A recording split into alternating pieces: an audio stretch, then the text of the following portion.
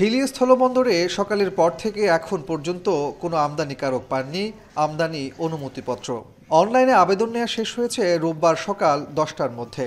অনুমতি পেলে প্রতিদিন 50 জন আমদানিকারক আমদানি করতে পারবেন 1500 টন পেঁয়াজ। পেঁয়াজ গতকালকে আপনার বিক্রি করেছি আপনার 110 টাকা কেজি, আর আজকে বিক্রি করতেছি আপনার 80 টাকা কেজি। দেশি গৃহস্থ ঘরে পেঁয়াজ কিনলাম আমরা মনে করেন 48-47 টাকা মন কিনলাম।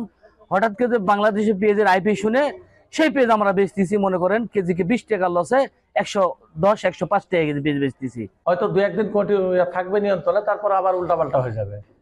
এরা যে কাকে আইপি দিচ্ছে কিভাবে দিচ্ছে নিজেরাও জানি না। নিজেরা তো আবেদন করছি সকাল 10টাতে সার্ভার ওপেন করে 10টা 5 সেকেন্ডে শেষ হয়ে যায়। আপনাকেই বলছি, ইন্স্যুরেন্স করলে সিটিতে সুরক্ষা পাবেন নিশ্চিত। অন্যদিকে চট্টগ্রামের খাতুনগঞ্জে পেঁয়াজের বাজারে চলছে মনস্তাত্ত্বিক খেলা। সরকারের একটি ঘোষণার উপর নির্ভর করছে দামের ওঠানামা। চাহিদা যোগানের চেয়ে আমদানি নিষেধাজ্ঞা বা অনুমতির খবর বড় প্রভাব ফেলছে বাজারে।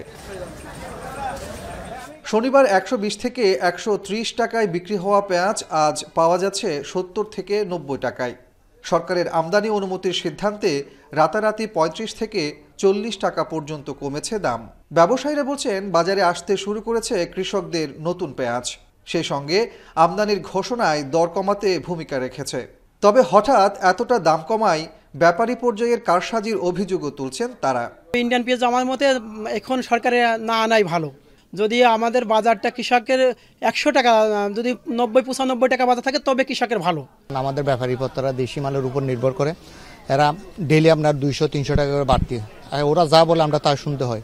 ব্যাপারীরা বলছেন দেশে কৃষকের উৎপাদন দিয়ে এই পেঁয়াজের চাহিদা মেটানো সম্ভব। এমন অবস্থায় ভারত থেকে আমদানির ঘোষণা কৃষকদের ক্ষতিগ্রস্ত করবে। এখনো পর্যাপ্ত আপনার আছে পুরান পেঁয়াজ, আর দেশি পেঁয়াজ আপনার এখন ওই নতুন মুড়ি কাটা পেঁয়াজ উঠতেছে। এখন ওই পুরান আর নতুন দিয়ে মিলিয়া পর্যাপ্ত পেঁয়াজের আমদানি দেশে। সরকার যে ঘোষণা করছে সেই কারণে আরও আজকে তাড়াতাড়ি বাজারটা আরও 10-15 টাকা কমে গেল, 100 টাকা নিচে চলে আসলো। এখন লাভ হবে যারা ব্যবসায়ী, যারা ইনপুট করে, যারা এলসি দেবে, ভারত থেকে এলসি দেবে, তাদের আইপি খুলে দিচ্ছে, তাদের লাভ হবে। আমাদের কৃষক, বাংলাদেশি কৃষক মরে যাবে।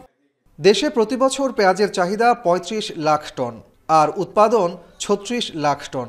তবে পর্যাপ্ত সংরক্ষণের অভাবে নষ্ট হয় প্রায় 20% পেঁয়াজ। কাজী মাহফুজ, এখন।